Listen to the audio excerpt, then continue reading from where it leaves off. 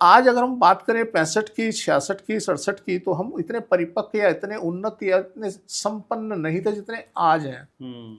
तो ये असर डालेगा इस बात पे कि वो पोजीशन जब आई थी तो वो आज पोजीशन वैसी आने की संभावनाएं नहीं है, वो कम से कम है।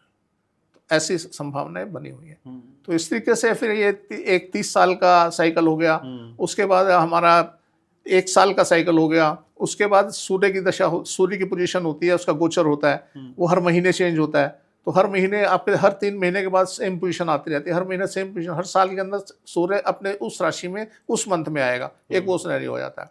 अब मंथ के बाद हमारे पास आता है दिन।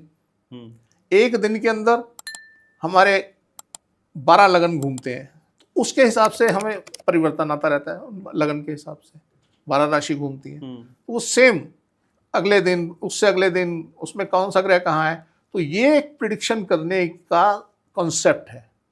पर आज जो प्रिडिक्शन की जा रही है उनका कोई सिर पैर ही नहीं है, कोई सिर पैर नहीं है, और फिर फेल हो जाते हैं, फिर आके माफी मांगते हैं क्या जी नहीं हमने तो ऐसे नहीं ऐसे कहा था।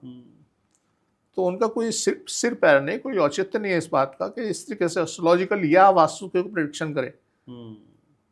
अब मेरे पास तो मैं समझता हूँ एक बहुत बड़ा भंडार है, भरा पड़ा है ज्ञान का। मैंने इतने साल इस पर रिसर्च की है, मैं सन 80 से रिसर्च करता आ रहा हूँ, और आज आके मैंने, आज भी रिसर्च तो होती ही रहती है। जब हम किसी ज्ञान को अर्जित कर लेते हैं तो उसके बाद तो डेली हमें पता है ये ऐसे है, हम देखते रहते हैं ऐसे है, ऐसे नहीं है, ऐसे है नहीं है, तो ये एक रिसर्च ही होती है।